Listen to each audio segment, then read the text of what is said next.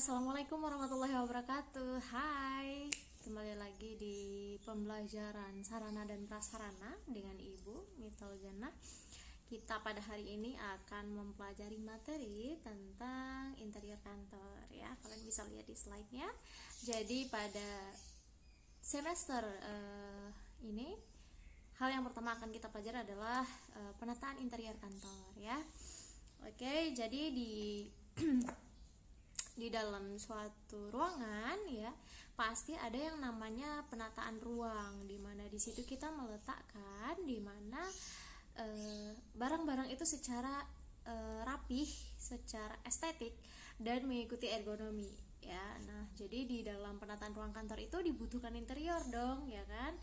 Dan dewasa ini banyak banget dibutuhkan orang-orang dengan kemampuan penataan interior yang tinggi, dan bahkan kita harus membayar dengan nominal yang cukup fantastis hanya untuk menata interior kantor ya. Karena menata interior kantor tidak hanya menata barang-barang pada sembarang tempat tanpa memperhatikan ergonomi ataupun faktor lainnya seperti itu. Nah, kebutuhan tentang interior ini pun semakin hari itu semakin meningkat ya, apalagi banyak perusahaan-perusahaan yang ingin menggait customernya itu dengan cara menunjukkan nilai estetika di dalam penataan ruangannya. Jadi ketika si customer ini datang ya, melihat ruangan yang apik gitu, yang estetik, itu orang-orang jadi betah, dan itu cara awal seseorang untuk menggait atau perusahaan ini menggait si kliennya seperti itu ya. Oke, kita lihat di sini. Jadi di dalam mengkonsepkan bangunan ya, baik itu di rumah kalian misalnya, ataupun di perkantoran, ataupun misalnya di pusat perbelanjaan, kalian pasti melihat desain interior yang sangat beragam ya. Nah, jadi itu bukan tanpa ilmu. Jadi melakukan desain itu bukan tanpa ilmu atau dilakukan dengan sembarangan. Oke. Nah, di ruang kantor sendiri atau di perkantoran sendiri, penataan ruang kantor ini tidak hanya berfokus pada nilai estetika, tapi juga pada manfaat praktisnya. Jadi manfaat praktis di sini maksudnya adalah meningkatkan semangat si pegawai. Jadi bukan hanya memperlihatkan visual yang menyejukkan mata, tapi juga memberikan manfaat kepada si pegawai supaya dia increase, semangatnya itu meningkat, kemudian produktivitasnya pun jadi ikut berdampak meningkat gitu ya. Ketika seorang karyawan dia bekerja di suatu tempat yang sesuai lah dengan pekerjaannya dia, misalnya orang-orang yang butuh konsentrasi yang tinggi dikasih warna-warna yang kalem, yang keep calm, itu bikin mereka berfokus tapi tetap semangat kayak gitu ya. Jadi memperhatikan pekerjaan mereka, kemudian dan juga berdasarkan ergonominya, jangan sampai barang-barang yang ditata itu justru menghalangi pekerjaan dari si pegawai. Nah, ketika ruangan enak dilihat ya, kayak kalian misalnya lagi di kamar kalian itu benar-benar yang kayak manggil-manggil ayo ke sini gitu, yang kasurnya rapih misalnya, spraynya wangi, ataupun dekorasinya bagus, kalian pasti betah di kamar kayak gitu ya. Sama seperti perkantoran pun juga seperti itu. Nah, kemudian untuk menciptakan suasana kerja yang kondusif inilah makanya perusahaan rela untuk membayar desainer-desainer untuk mendesain interior kantor mereka. Nah, sebelum kita lanjut ke materi intinya, kita akan melihat dulu nih, ada materi atau subtema yang akan kita pelajari ke depannya itu ada apa aja. Yang pertama kita lihat di sini ada pengertian dari penataan interior kantor. Pengertiannya sebelum kita tahu nih ya kan, tak kenal maka tak sayang. Maka yang harus kita tahu dulu adalah pengertiannya, kemudian fungsi dari desain penataan interior itu sendiri apa, dan kemudian konsep penataannya ada apa aja ya. Karena semua itu ada konsepnya, bukan yang sembarang oh ya udah ini taruh di sini, ini taruh di sini, enggak seperti itu ya. Nah, kemudian baru yang keempat itu ada prosedur penataannya ya. Jadi langkah-langkah yang diambil untuk mendesain suatu ruangan itu seperti apa. Baru yang terakhir itu ada rangkumannya ya. Oke, next kita lanjut ke slide pertama. Kata subtema pertama itu adalah pengertian penataan interior kantor. Sebelumnya nih, bagi kalian yang mendengarkan, ada gak sih terlintas di pikiran kalian interior kantor itu apa? Gitu ya kan? Pasti yang terbayang itu adalah ruangan-ruangan yang bagus, yang ada hiasan dindingnya, ada corak-coraknya gitu ya, tapi kita masih nggak ngerti nih apa sih interior kantor, pengertiannya gitu ya. Oke, jadi interior kantor ini adalah benda-benda yang digunakan untuk melengkapi ya, jadi untuk melengkapi dan membangun sebuah suasana perkantoran yang kondusif ya, memberikan semangat dan juga dorongan yang kondusif sehingga bisa meningkatkan kinerja pegawai. Sama seperti yang tadi Ibu jelaskan bahwasanya interior kantor ini tidak hanya memiliki manfaat estetika, tapi juga ada manfaat praktis, yaitu meningkatkan semangat si pegawainya untuk mendorong produktivitasnya mereka gitu ya. Nah, itu pengertian dari si interior kantor. Sedangkan si desain interior itu sendiri adalah perancangannya ya, perancangan atau penataan ruang interiornya. Termasuk itu ada perabot di dalamnya, kemudian hiasan-hiasan dinding ya kan. Nah, tapi dengan tetap memperhatikan ergonomi supaya apa? Menciptakan suatu ruang kerja yang nyaman ditempati. Kalau misalnya ruangannya pun indah, banyak lukisan, banyak benda-benda yang bagus sebagai penghias, tapi dekorasi ataupun penataan ruangannya itu nggak sesuai dengan ergonomi, kita juga akan sumpek liatnya. Aduh, ini kok diletakinnya di sini ya, di tengah jalan banget, ganggu banget gitu misalnya. Ataupun loh, ini kok meja hiasnya deket sama wastafel lah, apa gini gitu ya. Jadi sesuai dengan ergonominya seperti itu. Interior kantor. Oke, next kita lihat. Selanjutnya ada faktor-faktor dalam penataan interior kantor ya. Jadi penataan interior kantor itu juga harus memperhatikan faktor-faktor yang bisa mempengaruhinya. Faktor yang pertama itu ada desain interior ya. Jadi desainnya itu yang cocok seperti apa. Kemudian yang harus kita ketahui ini yang bakal didesain ruangannya pegawai yang seperti apa gitu ya, job desknya mereka apa gitu. Kemudian tata letaknya. Nah, tata letaknya ini untuk ruangan sekian kali sekian ya, cocoknya ini diletakin di mana. Kalau pintunya di sebelah utara, ini bagusnya di sebelah mana kayak gitu ya. Jadi pintu masuk kan kadang ada yang sempit, ada yang di tengah, ada yang agak ke nyamping gitu. Itu juga harus diperhatikan tata letaknya. Kemudian nilai estetika yang ditawarkan. Jadi nilai estetika yang ditawarkan itu maksudnya adalah kenyamanan ya. Jadi walaupun desainnya bagus, tata letaknya oke, tapi kalau nilai estetikanya pas kita lihat itu biasa aja, B aja kata orang ya. Nah, itu juga harus diperhatikan nih, ada apa enggak nilai estetikanya kayak gitu ya. Kemudian yang terakhir adalah nilai guna. Nilai guna setiap benda yang termasuk di dalam interiornya. Misalnya ada vas bunga ya kan, kemudian ada lampu-lampu, kemudian tanaman hidup ya. Itu nilai gunanya apa nih? Misalnya untuk memberikan kesejukan mata kayak gitu. Kan gak lucu nih misalnya ada divisi yang bersifat lapangan ataupun bersifat teknikal ya, kayak yang orang bengkel lah atau apa gitu ya. Mereka dikasih hiasan interior di dalam ruangannya itu ada bunga-bunga lah, mereka buat apa gitu, yang ada kesenggol jatuh kayak gitu ya. Jadi memperhatikan nih si pegawainya kerjanya apa dulu. Jadi nanti nilai guna dari si interior ini bermanfaat nggak nih buat si pegawai itu kayak gitu. Beda kalau misalnya kalian ke bank nih, kalian sering lah ke bank ya, pasti kalian lihat di situ pas kalian masuk ruangannya itu aduh adem.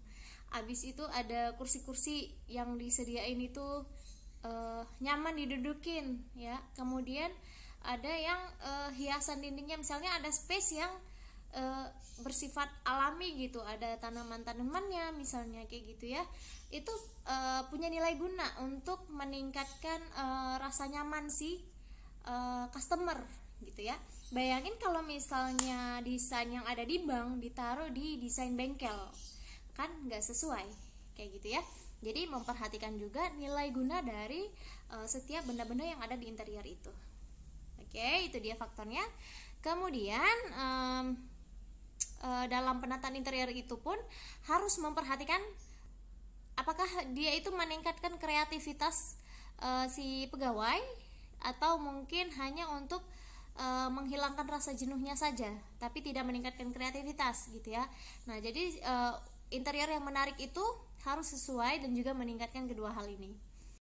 Nah, dalam penataan interior kantor pun itu harus punya keseimbangan ya. Jadi balance itu nggak hanya ada di akuntansi, tapi juga di dalam perkantoran itu harus balance. Maksudnya apa? Maksudnya adalah suatu ruangan itu harus seimbang, jangan ada yang sebelahnya penuh, yang sebelahnya kosong. Yang yang sisi kanannya terlalu penuh, terlalu heboh, tapi yang sisi kirinya malah kosong melompong, nggak ada apa-apa. Itu nggak balance namanya. Jadi nggak boleh ada yang terlalu kosong, nggak boleh ada yang terlalu padat, semuanya harus seimbang seperti itu. Nah, jadi ada beberapa unsur nih di dalam penataan ruang interior kantor. Kalian bisa lihat di sini ada 4 unsur ya. Yang pertama unsur garis, bentuk, dan bidang ya. Jadi kalau misalnya penataan si garis, si bentuk dan bidang ini nggak tepat ya, itu nanti terlihatnya nggak nyaman kayak gitu. Terkesannya itu kayak sempit lah, yang membosankan lah, kok ini kayak janggal gitu ya. Nah, jadi garis, bentuk, dan bidangnya itu juga harus diperhatikan. Maksudnya apa? Jadi itu harus memperhatikan pergerakan mata dalam menatap ruangan, supaya kalau misalnya kita pandang itu kelihatannya itu segar dan menginspirasi. Kalian bisa lihat di slide ini ya, itu ruangannya sempit kayak koridor gitu ya kan, tapi meja-meja dan kursinya itu disusun dengan rapi, terlihat seolah-olah space-nya luas ya kan. Orang masih bisa jalan di belakang, orang masih bisa duduk di situ, padahal itu working space-nya itu kecil kayak gitu ya. Itu maksudnya harus memperhatikan garis, bentuk, dan juga bidang. Bayangin kalau misalnya meja sama kursi itu ada di tengah-tengah ruangan, orang mau jalan lewat samping susah, mau jalan lewat depan susah, belakang susah kayak gitu ya kan. Nah, itu juga harus diperhatikan. Nah, kemudian yang kedua itu penataan ruang dan cahaya perlu dipertimbangkan dengan baik ya. Jadi ruang dan cahayanya, karena ini 2 elemen yang menentukan nih keberhasilan dalam menciptakan suasana yang kondusif ya. Kalau pencahayaannya baik, itu ruangan itu kelihatannya luas. Kayak kamar kalian kalau misalnya nggak ada jendela, terus nggak ada lampunya ya kan, rasanya kayak anak ansos yang nggak pernah keluar rumah kayak gitu. Nah, sama di dalam ruang kantor pun juga begitu. Ruang dan pencahayaan itu sangat berpengaruh. Kita kalau rumahnya di pinggir laut misalnya ya kan, buka jendela langsung lautan lepas, itu kan cahayanya benar-benar yang full masuk ke dalam rumah gitu ya. Itu bikin kita kayak relax, nyaman gitu ya kan. Tapi kalau misalnya rumah kita di dalam goa, itu yang bikin kita I'm the only one in the world gitu ya kan. Kayak cuman kita nih yang tinggal di dunia ini, karena saking sumpeknya kita nggak ngeliatin orang, terus kayak nggak ada kehidupannya kayak gitu ya. Nah, kemudian yang ketiga itu adalah warna ya. Jadi pemilihan warna itu harus mengedepankan kreativitas, karena akan menentukan kondisi penglihatan pekerja atau orang lain yang berada di dalam ruangan. Nah, ini yang tadi Ibu jelasin, kalau misalnya dia butuh tingkat konsentrasi yang tinggi, warnanya apa. Kalau yang butuh semangat supaya si pekerja ini semangatnya semakin meningkat, warnanya apa gitu ya. Terus kalau yang misalnya butuh suasana yang kondusif, yang tidak terganggu, yang hening, warnanya apa, itu berpengaruh ya. Makanya kenapa kalian kalau ngelihat aplikasi-aplikasi ya kan, aplikasi e-commerce ataupun startup yang sekarang itu warnanya dominan kalau nggak hijau biru ya, karena memang warna-warna itu diciptakan untuk membuat si customer ini nyaman kayak gitu. Nah, kalau misalnya kita gagal menciptakan warna yang bagus nih untuk si ruangan kita ataupun untuk si aplikasi kita, itu berpengaruh kepada efek si kenyamanan si klien ini, seperti itu ya. Nah, jadi kalau misalnya warna terang atau muda itu memberi kesan ruangannya itu luas kayak gitu ya, secara visual, walaupun kenyataannya misalnya B aja, tapi itu berpengaruh. Nah, kalau misalnya warna gelap itu kan menyerap cahaya. Jadi kalau misalnya warna gelap ini, dia bakal ngasih suasana yang nyaman untuk ruangan dengan ukuran yang besar. Jadi kalau misalnya ukurannya besar, warnanya agak gelap, kayak misalnya warna abu-abu ya, itu bikin nyaman kayak gitu. Jangan hitam juga lah, hitam kayak kesannya dark gitu ya. Nah, kemudian Untuk yang keempat itu ada pola dan tekstur. Nah, pola dan tekstur ini perlu kreativitas ya untuk memadu padankannya. Misalnya kayak pengaturan lantai kayu itu bisa menciptakan ruangan bernuansa rustic. Bisa menciptakan nuansa yang rustic. Rustic itu adalah konsep yang ramah lingkungan. Ya, konsep ramah lingkungan. Jadi mereka itu make bahan-bahan dari alam kayak batu, bambu, kemudian kayu kayak gitu ya. Nah, itu harus disesuaikan ya. Kreativitas si pencipta interior inilah yang sangat dibutuhkan ya. Jadi pola sama tekstur, kayak kalian bikin PPT lah, kalian bikin PPT ini cocoknya backgroundnya ini kurang cocok nih sama tulisannya, bisa bikin buram. Nah, sama kayak gini, ruangan ini kalau misalnya dikasih warna coklat ataupun misalnya lantainya lantai kayu, tapi untuk pekerja yang butuh semangat yang tinggi itu nggak cocok misalnya kayak gitu ya. Nah, jadi harus disesuaikan. Oke, seperti itu untuk unsur penataan ruang interior. Nah, kemudian next kita lihat untuk fungsi dari desain interior itu sendiri apa sih? Ya, kita udah masuk ke subtema yang kedua. Nah, jadi di dalam perencanaan interior kantor, suatu desain yang tepat itu diperlukan guna apa? Supaya konsep yang diinginkan itu bisa terwujud secara tepat. Nah, desain interior ini juga punya fungsi nih yang gak kalah penting bagi si karyawan maupun si lingkungannya itu sendiri. Nah, apa aja fungsinya? Yang pertama itu bisa merencanakan keserasian interior kantor dan keperluan bagi pengguna ruang ya. Jadi ada keserasian nih antara si ruangan dan si pengguna ruangan kayak gitu ya. Klub gitu. Nah, kemudian untuk yang kedua itu menghadirkan suasana kantor yang nyaman, kondusif, dan juga membangkitkan semangat kerja. Ini dia fungsinya desain. Kadang kita yang ngapain sih buang-buang uang buat ngedesain ruangan, toh ruangannya cuma dipakai buat kerja, kita nggak memanfaatkan ruangannya dengan baik. No, itu sangat berpengaruh terhadap kinerja si pegawai ya. Kemudian yang ketiga fungsinya adalah menyajikan ruang yang memperhatikan kebutuhan estetik ya, estetik, fungsi, dan juga ruang gerak secara tepat. Nah, jadi kalau apalagi di zaman pandemi, di masa pandemi ini, kita benar-benar berada di dalam ruangan ya kan, dimana ruangan itu selalu kita pakai, selalu kita gunakan. Betapa sumpeknya kita kalau ruangan kita itu bentuknya B aja terus ya kan, tiap hari kita pandangi, tiap hari kita bergulat dengan pekerjaan. Nah, itu bisa menimbulkan kejenuhan. Nah, kalau misalnya timbul kejenuhan, pegawainya bisa jadi stres dan lain sebagainya gitu ya kan. Nah, kemudian fungsi yang keempat itu menampilkan kesan kantor yang bertaraf profesional dengan fasilitas yang memadai. Of course, kalau misalnya kita kerja di suatu perusahaan, pasti tampilan luarnya dulu nih yang jadi penarik buat kita ya kan. Misalnya pas kita masuk, ini kantor kenapa begini ya misalnya, yang tarafnya biasa aja. Tapi kalau misalnya ketika desain interiornya bagus, itu kita udah yang berekspektasi, kantor ini tarafnya udah internasional nih, udah bagus nih gitu ya.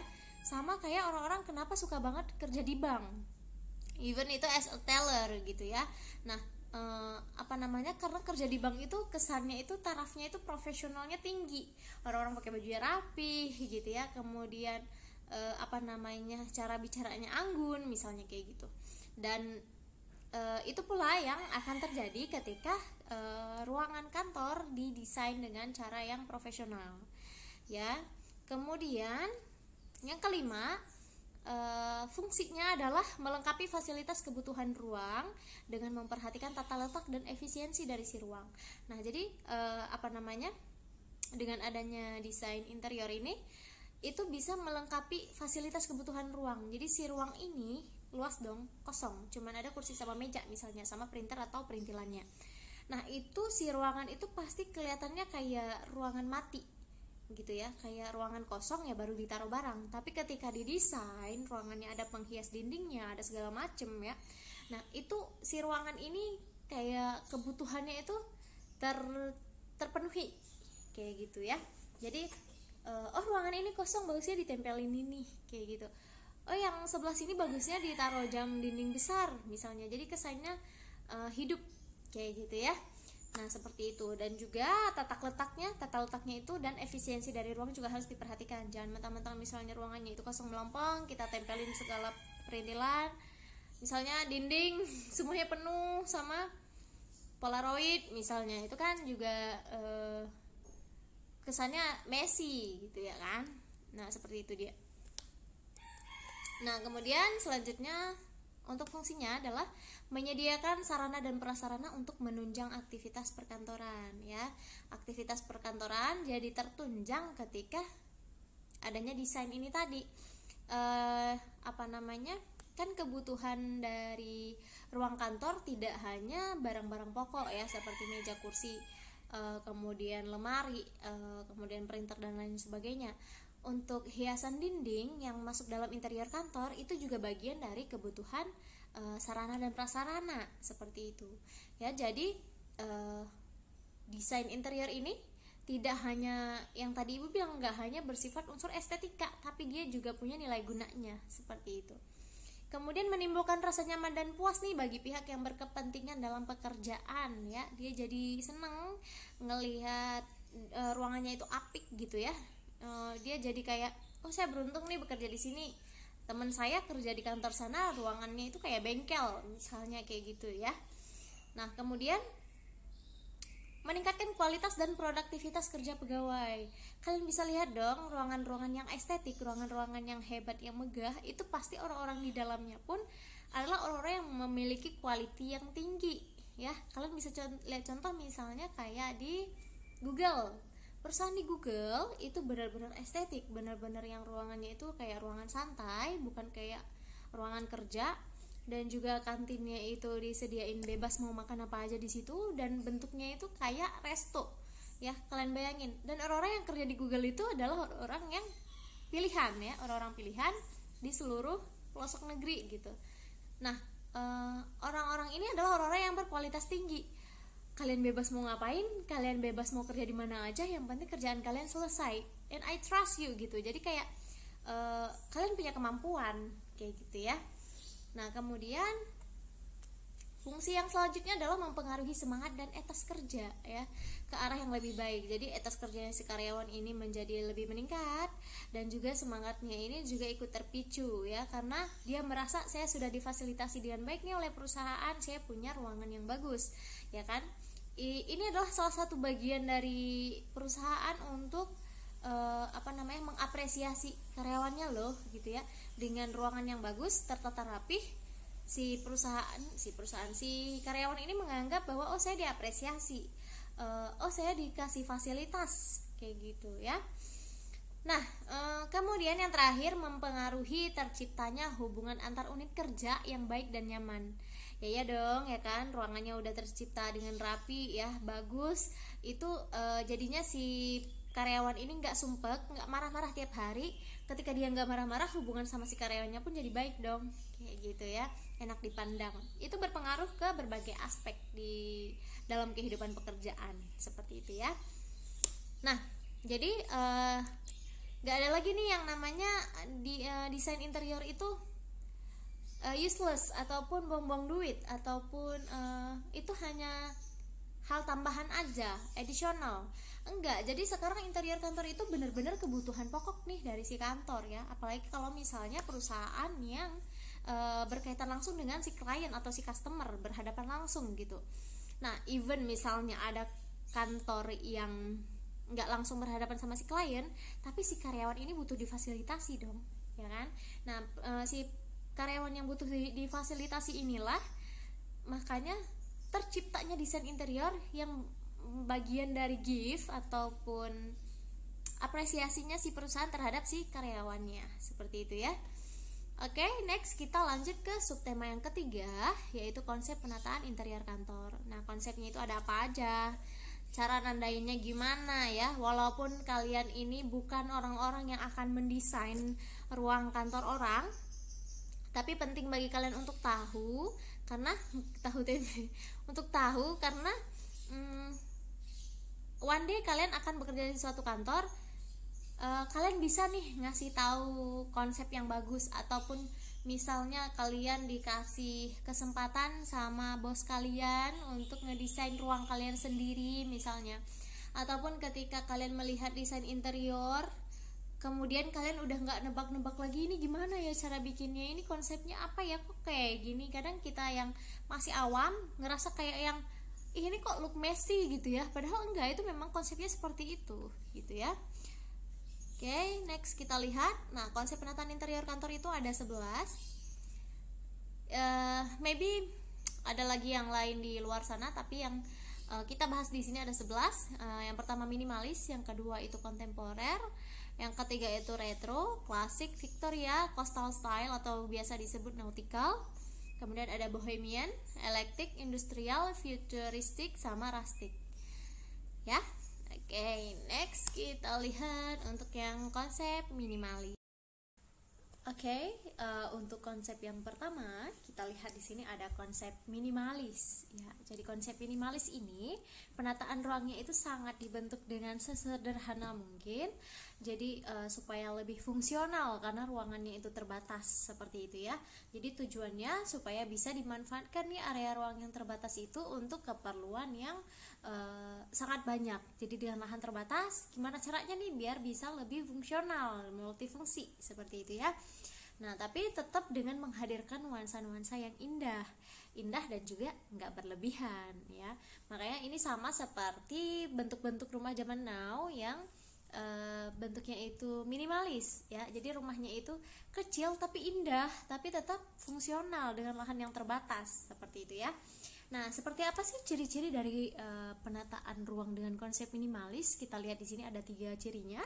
Yang pertama di sini adalah furniture atau perabot yang dipilih itu lebih sederhana dan mengutamakan fungsi. Jadi dia nggak milih perabot yang berlebihan, yang tidak punya manfaat, dalam artian untuk hiasan-hiasannya itu sangat diminimalisir. Jadi hanya perabot-perabot yang punya fungsi utama saja ya, daripada yang hanya sebagai penghias seperti itu. Kemudian yang kedua, pemilihan warna catnya itu nuansanya lembut dan juga netral. Jadi seperti warna-warna krem ya, warna abu muda atau warna broken white kayak gitu ya. Nah, itu warna-warna pilihan yang diambil itu soft dan natural kayak gitu ya. Nah, kemudian yang ketiga, kalau menggunakan wallpaper itu motifnya sederhana, jadi nggak kelihatan sumpek. Nah, kalau misalnya bangunan dengan ruangan yang sempit dihiasi dengan poster-poster yang terlihat beraneka ragam atau istilahnya terlalu banyak garis, nah itu malah bikin ruangannya itu jadi messy gitu ya, jadi berantakan. Nah, oleh karena itu konsep minimalis itu mengutamakan fungsi dari perabot-perabotnya, kemudian dia itu juga pemilihan warnanya yang nuansanya lembut dan juga netral, dan yang terakhir dia itu tidak menggunakan poster yang berlebihan ya. Jadi motifnya itu sederhana. Kalau misalnya dia mau bikin lukisan di ruangan itu, dia hanya bikin lukisan yang sederhana, tidak yang complicated kayak gitu ya. Oke, itu dia untuk yang konsep minimalis. Next, kita lihat untuk yang konsep kontemporer ya. Jadi kontemporer ini konsepnya itu tema masa yang akan datang dengan yang masa sekarang itu dipadu-padankan kayak gitu ya. Namanya juga kontemporer. Jadi dia kayak ini loh konsep masa depan tapi tetap memakai konsep yang masa kini juga seperti itu. Nah, kemudian konsep kontemporer ini dia itu biasanya memperlihatkan nuansa yang modern, kemudian progresif dan juga mengikuti perkembangan zaman seperti itu. Nah, ciri-cirinya ada apa aja nih? Cirinya juga sama, ada 3. Yang pertama itu adalah berfokus pada satu warna netral sebagai background. Jadi kalau misalnya kalian bikin kue ya, warna kuenya itu dominan warna kuning misalnya atau warna coklat. Nah, nanti kalau misalnya ada tambahan topping di atas ya itu nggak apa-apa, yang penting sebagai landasan utamanya itu satu warna. Nah, sama kayak gini, jadi fokus ke satu warna netral nih sebagai backgroundnya kayak gitu ya. Nah, misalnya dindingnya warna coklat, ya udah coklat, lantainya juga misalnya coklat kayak gitu, tapi ada padu padannya kayak gitu. misalnya coklat muda yang di dinding, yang di lantainya coklat tua misalnya, tapi tetap fokus warnanya itu satu gitu ya. Kemudian pemilihan furniturnya itu minimalis dengan corak yang nggak berlebihan ya. Jadi furniturnya itu istilahnya menghemat dalam artian nggak terlihat too much gitu. Namanya kalau misalnya di masa mendatang itu kan orang memakai sesuatu seminimal mungkin, seminimum mungkin gitu ya, jadi terlihatnya luas kayak gitu. Nah makanya pemilihan furniturnya itu minimalis dan coraknya juga sederhana. Dan yang terakhir, pencahayaan lampunya itu tidak terlalu terang ya. Kalian bisa lihat contohnya di background gambar di belakang ini, itu dia tipe kontemporer. Kalian bisa ngelihat kursi-kursinya terbatas, nggak banyak, nggak terlalu berdesakan, dan juga sofanya hanya 3 tapi terlihat luas karena penataannya. Kemudian warnanya itu fokus di satu warna ya, abu-abu sama coklat ya, jadi nggak ada warna yang bertabrakan, itu sama-sama soft, sama-sama netral seperti itu. Nah itu dia untuk yang konsep kontemporer. Apa bedanya sama yang minimalis tadi? Kalau yang minimalis tadi dia perabotnya mengutamakan ke fungsi. Nah sedangkan si kontemporer ini dia perpaduan masa depan sama yang masa sekarang. Dan juga furniturnya itu minimalis, tapi dia nggak ngomong mengutamakan fungsi, tapi coraknya aja yang sederhana kayak gitu ya, seperti itu. Dan pencahayaannya itu lebih redup untuk yang si kontemporer karena nuansanya itu kayak kayak kafe-kafe zaman sekarang. Nah itu nuansanya kontemporer gitu ya. Oke, next kita lihat untuk yang konsep retro. Oke, selanjutnya kita lihat untuk yang konsep retro ya. Jadi konsep retro ini terinspirasi dari tren yang berkembang di masa lalu ya. Nah, makanya kenapa ciri-cirinya itu ada nostalgia yang menyenangkan. Oke. Jadi konsep ini menghadirkan kesan yang vintage ya. Vintage itu maksudnya itu old tapi bukan yang old tua kayak gitu ya. Vintage. How can I tell you about vintage ya? Jadi menghadirkan kesan yang vintage yang nyaman dengan memberikan kesan berkelas. Jadi kayak dia itu old tapi keren gitu ya. Kalau kalian nonton film-film zaman dulu, Nika Ardila lah. Nika Ardila itu old tapi dia tuh keren. Dia tuh gayanya dia sampai sekarang masih bisa kita adopsi. Karena kenapa? Gayanya itu nggak pernah mati. Bukan gaya norak tapi gaya yang berkelas ya. Nah jadi di dalam penataan ruang yang vintage, yang retro ini, dia menghadirkan barang-barang antik yang bernuansa nostalgia ya. Nah, jadi gimana sih cara ngenandain kalau ruangan itu retro? Kalian pernah dong datang ke kafe-kafe yang misalnya naruh benda-benda antik ya, atau misalnya kalian ke museum majang-majang barang-barang antik ya.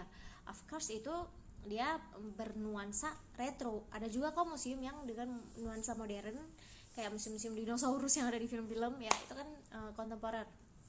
Tapi kayak museum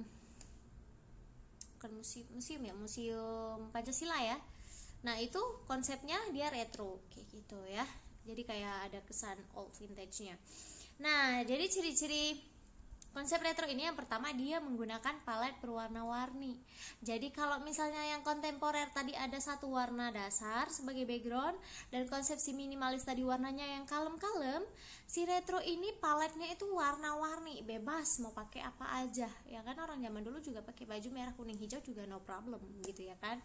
Nah, dan itu juga masih diadopsi sekarang karena konsep zaman dulu itu nggak ada matinya gitu. Nah, kemudian konsep ciri yang kedua itu adalah motifnya yang mencolok ya. Ya, motif zaman dulu gimana sih? Motifnya pasti mencolok ya kan. Misalnya cut bray ya kan, itu kan motifnya mencolok. Nah, sama juga kayak yang ini kalian bisa lihat di contohnya, ada motif tangan ya kan, motif tangan warna-warni, terus ada motif orang, ada motif mobil, itu kan mencolok banget, warnanya mencolok, gambarnya mencolok. Kayak fokusnya kita di ruangan itu malah ke lukisan-lukisan itu kayak gitu ya kan. Kemudian ciri yang ketiga, pencahayaannya itu terang dan gemerlap, jadi ala-ala berpesta ria lah kayak gitu ya kan, karena zaman dulu pun seperti itu modelannya. Even foto-foto zaman dulu gelap karena dulu kan kameranya masih kamera yang jadul. Nah, jadi pencahayaannya itu terang dan gemerlap, Beda sama yang kontemporer tadi yang cahayanya redup, nah yang ini dia terang gitu ya. Nah kemudian ciri yang terakhir, furniture atau perabotnya itu menghadirkan nostalgia yang menyenangkan ya. Jadi kalau kalian lihat di gambar sini itu kalau nggak salah ada lukisannya Marilyn Monroe ya. Ya pokoknya yang penyanyi-penyanyi old lah ya kan. Itu kan bikin kita bernostalgia. Oh ya dulu penyanyinya itu kayak gini loh modelannya. Oh mobil-mobil zaman dulu itu seperti ini loh. Gitar dulu tuh kayak gini loh kayak gitu. Jadi furniture-nya itu berkaitan dengan memberikan nostalgia kita tentang masa lalu seperti itu. Nah itu dia untuk konsep retro. Next kita lihat untuk yang konsep klasik, apa sih bedanya? Oke, next kita lihat untuk yang konsep klasik. Jadi konsep klasik ini mungkin bagi kalian menganggapnya itu sama-sama kayak retro karena sama-sama old. Bedanya kalau yang tadi itu vintage ya, jadi konsepnya zaman dulu yang hebring. Kalau klasik ini dia masa lalu tapi yang berkelas gitu ya, yang kesannya itu high gitu loh gitu ya. Nah jadi dia ini mengutamakan nilai-nilai yang enggak lekang oleh waktu dan juga perpaduannya itu harmonis dan juga menarik antara si warna sama furniture yang jadi titik utamanya kayak gitu ya. Kalian bisa lihat di sini di contohnya, di situ ada meja, ada kursi, ada alasnya, itu semuanya itu benar-benar yang klasik banget gitu, gaya zaman dulu. Tapi ini loh yang jadi tolak ukur zaman dulu, kemewahan itu kayak gini, kayak gitu ya. Nah makanya dinamakan dengan konsep klasik. Ciri-cirinya yang pertama itu warnanya netral atau monokrom, jadi satu warna. Monokrom itu maksudnya misalnya warna putih ada white broken, ada putih tulang, putih apa kayak gitu ya. Atau misalnya warna ungu muda, ungu tua, jadi shade-nya itu turun satu gitu, tapi tetap di warna yang sama, itu namanya monokrom. Nah jadi bisa jadi yang warna netral kayak merah kayak hitam, putih, abu-abu kayak gitu, krem ya, warna-warna netral, atau warna-warna yang monokrom ya. Jadi ada unsur elemental kayak putih, biru, keabuan, hijau, dan coklat muda. Nah kemudian ciri yang kedua itu furniturnya itu berbahan kulit ya atau kayu yang terkesannya itu rapih, elegan, dan mewah. Kalian lihat aja itu kayak mejanya itu mantulin gambar buku yang ada di belakang, saking halusnya ya. Jadi kesannya itu rapih, bukan yang pahatan kayu yang asal jadi, tapi ini benar-benar yang disemir kayunya ya. Nah seperti itu, jadi kualitinya itu tinggi. Nah kemudian ciri yang ketiga, perabotnya itu bernuansa klasik. Maksudnya apa? Maksudnya itu kayak lampu gantung, vas bunga, dan aneka lukisannya itu bentuknya itu gaya-gaya zaman dulu gitu loh. Nah gitu ya, tapi gaya zaman dulu yang berkelas, bukan yang gaya retro tadi yang hebring gitu ya. Nah seperti itu yang untuk konsep klasik. Next kita lihat untuk yang konsep Victoria. Nah konsep Victoria ini penataannya itu ngambil nilai-nilai Eropa ya, sesuai dengan namanya Victoria ya. Victoria itu kan berasal dari bahasa Eropa. Nah yang dia itu menonjolkan pencahayaan yang berasal dari temaram lampu atau lilin dan bernuansa mewah dan megah gitu. Jadi dia itu warnanya nggak hebring tapi nggak juga gemerlap, nggak hebring tapi nggak gelap juga gitu warnanya ya. Jadi dia kalau misalnya candlelight ya itu ala-ala Victoria, candlelight ya, jadi pakai lilin, atau misalnya lampu-lampu yang biasa di pinggir-pinggir jalan. Nah itu pakai gaya kayak gitu tuh Victoria. Nah sama kayak gini, jadi lampunya itu nggak yang terlalu terang tapi nggak terlalu gelap juga. Ciri-cirinya apa? Cirinya itu pencahayaannya remang yang dengan pemilihan warna yang dominan gelap. Jadi kalian ngelihat nggak sih rumah-rumah besar yang lampu luarnya itu redup? Nah itu mereka sebenarnya ngambil gaya Victoria. Selain itu juga menghemat arus listrik ya, hemat pembayaran. Nah seperti itu. Jadi pencahayaannya itu agak-agak remang karena kan dari lilin, kayak candlelight itu kan remang ya.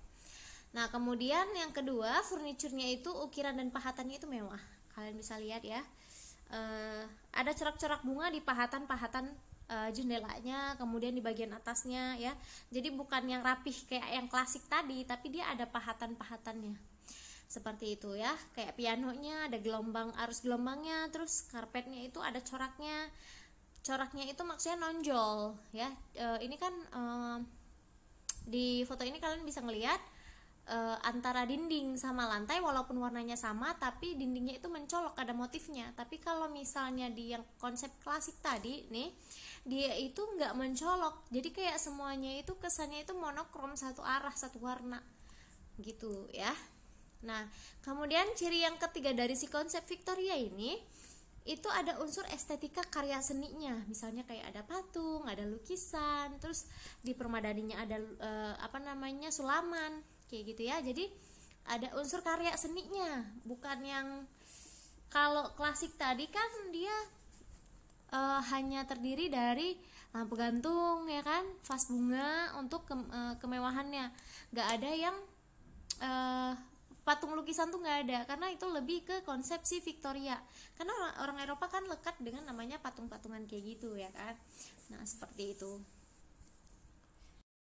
Nah kemudian kita lihat yang selanjutnya adalah konsep coastal style.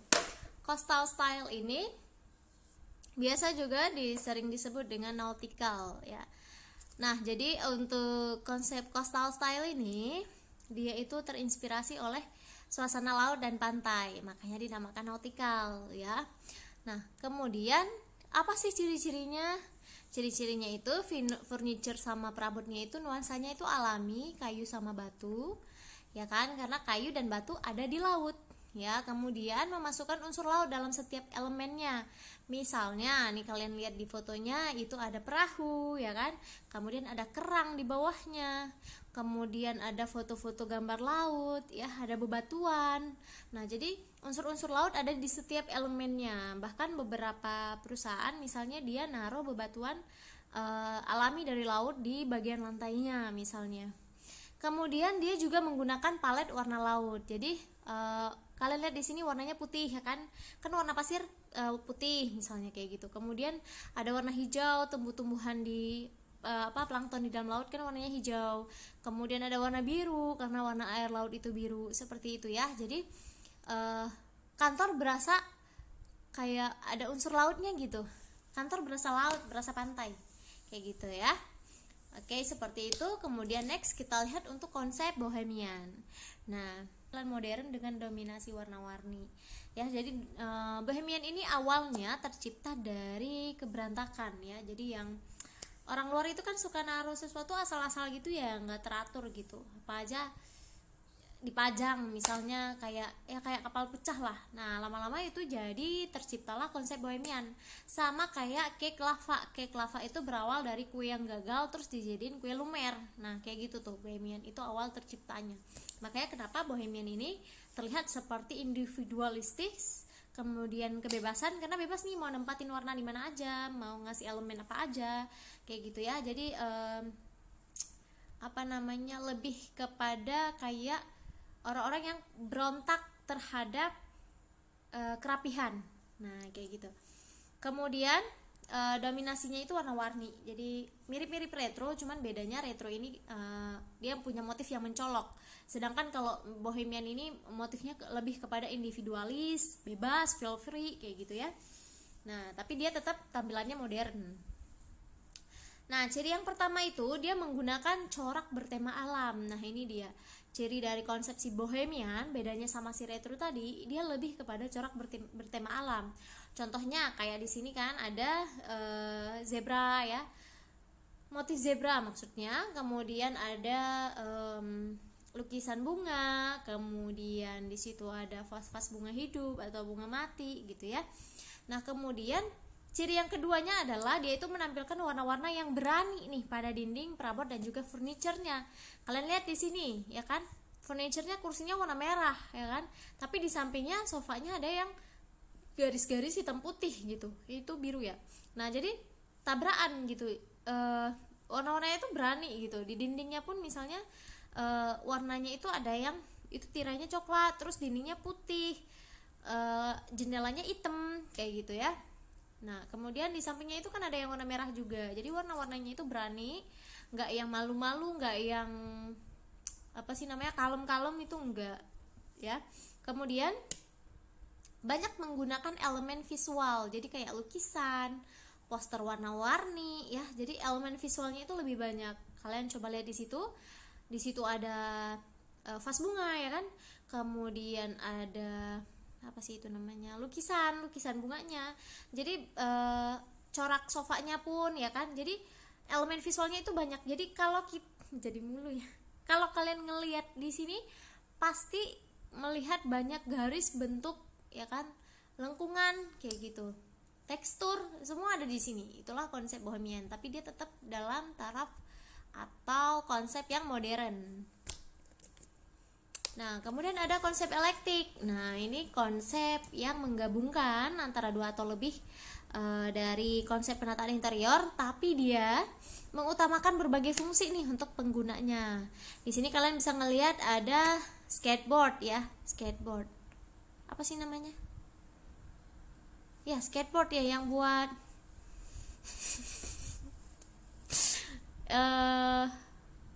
Allah, yang buat orang main di laut itu loh. Nah, itu kan sebenarnya nautical ya kan, nautical, tapi dia gabung sama bohemian. Lihat tuh, tapi ada Victorianya juga, lihat ada patungnya ya kan. Jadi dia ini nggak baku. Kemudian ada retronya juga, karena kenapa, dia ini ada kesan old vintage-nya ya, seperti itu. Jadi dia menggabungkan semuanya, tapi dia mengutamakan fungsi dari penggunanya gitu ya. Penggunanya butuh apa nih, itu yang dimasukin ke dalam situ. Nah, jadi even ini terlihat messy atau berantakan atau too much, tapi lagi-lagi yang diutamakan adalah fungsi untuk si penggunanya. Seperti itu, kebutuhan penggunanya seperti apa dulu. Bisa jadi ruangan ini adalah untuk orang-orang yang arsitek, pelukis ya, atau apa namanya, untuk orang-orang yang hobi traveling ya, seperti itu, yang berkaitan dengan traveling, atau desainer ya kan. Desainer juga biasanya seperti itu mereka. Nah, jadi mengutamakan fungsi terhadap si penggunanya. Nah, biasanya ini ada di luar. Di Indonesia kita nggak berani untuk hal-hal yang seperti ini, belum ada ya. Kita terlalu ambil aman, karena kenapa, untuk mendesain berbagai hal di dalam kantor itu butuh budget yang nggak sedikit ya. Oke, next kita lihat untuk yang konsep industrial. Nah, konsep industrial ini banyak di kita, karena kenapa, nggak banyak habis budget, tetap estetik ya. Kemudian konsepnya itu vintage gitu ya.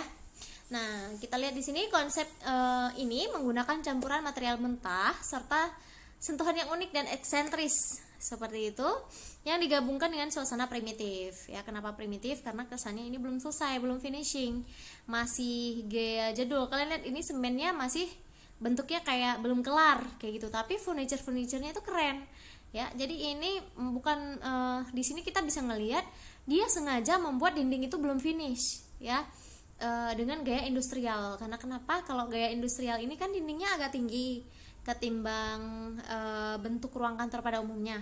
Nah, kalau misalnya dindingnya agak tinggi, atapnya itu kan jadi lebih tinggi, dan itu bikin ruangan jadi adem tanpa butuh AC kayak gitu. Kalian kalau misalnya pernah ke rest area di sekitaran lupa namanya, itu rest areanya bekas pabrik ya, diambil dari bekas pabrik. Begitu kita masuk ke dalam, itu ademnya Masya Allah. Karena kenapa, konsepnya industrial. Jadi dindingnya belum finishing, atapnya nggak ada, jadi dia langsung plafonnya nggak ada, langsung atap gitu, tapi dingin banget kayak gitu ya. Walaupun ada dipasang kipas angin, tapi kipas anginnya cuma beberapa doang, dan lantainya juga cuma semen doang, nggak keramik, dan tapi itu enak banget kayak gitu. Nah, kemudian ciri-cirinya ini, furniturnya itu menggunakan bahan dasar kayu atau besi, karena biar kelihatan industri kan. Jadi kayu atau besi, dan ruangannya itu dominannya itu warna tanah atau monokrom, dan dindingnya ini belum selesai finishing yang tadi Ibu bilang. Nah, jadi warnanya ini harus bukan harus sih, kayak ciri utamanya itu monokrom ya, namanya juga industrial. Kalau misalnya pabrik ya kan. Pabrik itu kan bentuknya itu belum jadi ya, bentuknya itu kayak yang penting berdiri lah. Nah makanya warna-warnanya itu adalah warna-warna tanah, warna-warna coklat muda kayak gitu ya, seperti itu. Nah kalian bisa ngeliat gambarnya di sini ya, tanpa perlu berbingung-bingung ria. Nah kemudian ada konsep futuristik. Nah sebelum kita ke rustic yang terakhir ada futuristik. Futuristik ini sesuai namanya future, jadi imajinasi tentang si penggagasnya tentang objek masa depan kayak gitu ya. Nah objek masa depan kita itu kan erat kaitannya, sering dikaitin dengan alien-alienan. Nah alien ini kan selalu berkaitan sama yang namanya logam. Nah makanya futuristik konsepnya itu lebih mengutamakan material logam di dalam pembuatannya, dan ini sangat-sangat mahal. Kalian sering dong ngelihat apa sih namanya, ruangan kantor di film-film yang sangat epic, yang bentuknya itu dari aluminium semuanya, yang ada pembuat kopi dari aluminium ya, logam gitulah, yang dari aluminium, metal atau logam seperti itu ya.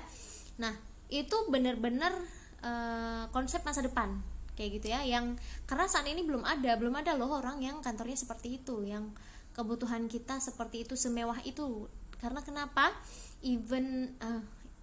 Karena nggak cuman dia itu warnanya itu warna metal atau logam, atau dia pakai aluminium doang, tapi furniture dan perabotnya ini pakai teknologi terbaru dan canggih gitu ya. Dan nuansanya itu jadi kayak ikonik gitu, kayak kalian itu di dalam tabung yang ajaib ya, kayak pesawat alien ya kan. Nah kayak gitulah rasanya. Nah ini kalian bisa ngelihat gambarnya di belakang sini. Ada beberapa perusahaan yang udah pakai ini, tapi biasanya di luar, di Indonesia tuh belum ada. Kalian bisa lihat sofanya itu ada aluminiumnya di bawah, apa besi atau kayak timbangan apa materialnya, kaca. Terus warna-warnanya itu dominan dengan abu-abu dan putih ya kan, warna logam kan kayak gitu. Kemudian hitam sama putih, kok abu-abu, hitam sama putih. Mejanya kalian bisa ngelihat itu terbuatnya dari kaca sama logam tadi atau aluminium ya. Jadi bukan lagi pakai kayu atau besi, tapi aluminium, metal atau logam kayak gitu ya. Dan itu mahal sekali, Indonesia mana bisa. Nah kemudian next kita lihat untuk yang konsep rustic. Nah rustic ini dia itu konsep yang peduli terhadap lingkungan gitu ya. Jadi dia menggunakan material dari alam kayak kayu, batu, dan bambu. Nah jadi kayak hunian-hunian di dalam hutan kayak gitu loh. Estetik, enak didudukin, gak panas, adem ya kan, karena dari bebatuan ataupun kayu-kayuan. Nah tapi dia ini juga dominan dengan warna-warna yang alami ya. Jadi kayak warna coklat, warna krem ya, benar-benar warna alam lah, warna alam dibawa ke dalam satu ruangan. Jadi rustic ini dia membawa nuansa alam pedesaan ke dalam suatu ruangan kayak gitu ya. Jadi nanti dia tambahin dengan tanaman-tanaman penghias kayak di sini kalian bisa lihat di contohnya, ada vas bunga di situ. Kemudian warna-warnanya itu warna-warna monokrom, warna-warna alami ya kan, warna coklat, warna tanah seperti itu. Nah contoh-contoh yang ada di gambar ini adalah contoh dari tiap-tiap konsep, tapi ini bisa sebagai ruang di kantor atau ruang di rumah. Jadi itu tergantung lagi konsep dari si perusahaannya mau seperti apa, seperti itu ya. Begitulah untuk ke-11 konsep ini. Kalau misalnya kalian masih kurang paham, kalian bisa tanya di kolom komentar ya. Gak ngertinya di mana, gak usah takut dijudge. Ya apa sih kayak gitu aja nanya. No, orang Indonesia terlalu takut untuk bertanya, sehingga ranking kita Indonesia 4 terendah ya saat tes membaca. Membaca itu nggak hanya tentang membaca cepat, tapi memahami makna dari apa yang dibaca kayak gitu ya. Nah kemudian kita masuk ke subtema yang keempat, prosedur penataan interior kantor. Gimana sih prosedurnya, tata cara kita melakukan penataan ruang kantor ya, interiornya. Karena tata ruang kantor bisa dijelaskan di bab yang lain. Oke, kemudian prosedur penataan interior kantor. Yang pertama kita harus memastikan dulu kebutuhan akan ruangan kantor yang memadai itu terpenuhi ya. Jadi kebutuhannya nih untuk ruangan ini apa aja? Apakah udah semaksimal ini nih yang dibutuhin? Kayak gitu. Kalau udah dipastikan kalau kebutuhannya itu terpenuhi, baru kita tentuin desainnya. Desainnya mau gimana? Butuhnya apa? Pegawainya ini bergerak di bidang apa nih? Nah, nggak kayak yang tadi ibu bilang, orang bengkel malah dikasih interiornya orang-orang bank, kan nggak cocok gitu ya. Kemudian baru yang ketiga, kita memilih furniture dan perabot yang sesuai ya. Nah, jadi furniture dan perabot yang sesuai sama si desain tadi. Kalau misalnya desainnya kita mau yang retro, ya kita pilihlah furniture dan perabotnya itu yang berani, yang vintage ya, yang ada barang-barang antiknya kayak gitu. Tapi kalau misalnya kita mau desain interior yang minimalis, ya udah kita beli furniturnya yang barang-barang multifungsi atau yang fungsinya ada dan bentuknya itu minimalis, nggak makan tempat kayak gitu ya. Baru yang terakhir kita pastikan nih segi pencahayaannya, ventilasinya, sirkulasi udaranya itu terpenuhi, karena itu bagian dari interior kantor ya. Nah, kalau misalnya pencahayaannya Victoria ya dia diredup, remang-remang. Kalau misalnya mau yang retro, dia pencahayaannya yang terang, yang hebring kayak gitu ya kan. Kemudian ventilasinya, kalau misalnya yang pakai pendingin udara ya ventilasinya dikurangin. Kalau misalnya mau yang kayak konsep industrial, dia udah nggak butuh lagi air conditioner ya, ventilasinya aja yang diperbanyak kayak gitu ya kan. Nah, dan sirkulasi udaranya itu juga cukup supaya orang di dalam itu nggak sesak napas karena kehilangan oksigen. Oke, seperti itu untuk prosedur penataan interior kantor. Gampang kan kayak gitu ya. Jadi kalau misalnya kalian mau jadi seorang desainer atau desain interior, itu bisa banget, kalian bisa belajar dari sekarang. Seorang desain interior itu gajinya banyak loh ya. Ada ibu baca kemarin artikel, nggak kemarin tapi maksudnya itu dulu pernah, itu ada seorang artis loh, dia artis, kemudian dia pindah profesi ya, banting setir ya, pindah profesi menjadi seorang desain interior ya kan. Dan dia bisa hidup dari situ. Seorang artis yang gajinya dulu banyak, sekarang jadi desain interior pun dia sangat tercukupi hidupnya kayak gitu. Karena kenapa? Kita hanya mendesain, kan yang ngadain kebutuhannya si orang yang punya rumah, kita hanya ngasih ide, ngasih imajinasi, ngasih bentukannya ini seperti ini, sama kita yang ngatur kayak gitu ya kan. Dan itu butuh kreativitas yang tinggi, hanya orang-orang yang punya kreativitas yang bisa menjadi seorang desainer seperti itu. Oke. Nah, jadi itu dia materi kita untuk hari ini, agak panjang ya, maklum ce. Nah, jadi untuk rangkumannya ibu bacakan, goyang, supaya kalian gak lupa nih. Jadi interior kantor itu adalah benda-benda yang digunakan untuk melengkapi dan membangun suasana perkantoran yang memberi dorongan semangat nih, dan juga keadaan yang kondusif sehingga produktivitas itu bisa meningkat ya. Kemudian faktor-faktor yang mempengaruhi penataan interior itu yang pertama desainnya, kemudian tata letaknya, dan kemudian nilai estetika yang ditawarkan, dan yang terakhir itu nilai guna dari setiap furniture yang ada. Kemudian yang ketiga, fungsi dari desain interior itu yang pertama menciptakan keserasian, kemudian yang kedua menghadirkan suasana kantor yang nyaman kondusif, kemudian yang ketiga menyajikan ruang yang memperhatikan kebutuhan estetika ya, fungsinya juga dan ruang geraknya. Yang keempat menampilkan kesan kantor yang bertaraf profesional ya. Kemudian yang kelima melengkapi fasilitas kebutuhan ruang. Yang keenam menyediakan sarpras untuk menunjang aktivitas perkantoran. Yang ketujuh menimbulkan rasa nyaman ya dan puas nih bagi pihak yang berkepentingan. Kemudian yang selanjutnya meningkatkan kualitas dan produktivitas. Yang kedua terakhir itu mempengaruhi semangat dan etos kerja, dan yang terakhir mempengaruhi terciptanya hubungan yang baik antara rekan kerja ya.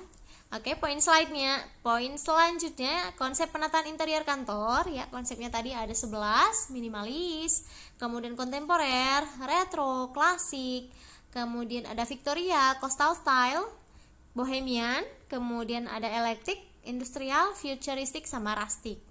Ya, kemudian yang poin selanjutnya, prosedur penataan interior itu ada 4 langkah. Kita pastikan dulu kebutuhannya terpenuhi. Kemudian yang kedua itu desainnya, kita yang tentukan. Baru kemudian kita pilih furniturnya.